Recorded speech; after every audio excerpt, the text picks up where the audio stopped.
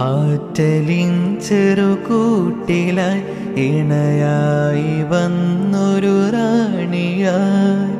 തേനിൻ ത്യാഗത്തോരമിൽ സഹന കടലായി വന്നവർ ബീവി ഖദീജ കൺമണിയായി താജരെ മനമിൽ എന്നുമേ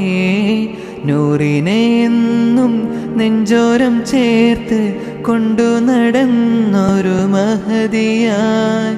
ഇരുണ്ട ദിനമാം നബിയവർക്ക് ബീവി പൊലിഞ്ഞൊരു നാളതോർത്ത് കഥനമാലെ തേങ്ങിടുന്നേ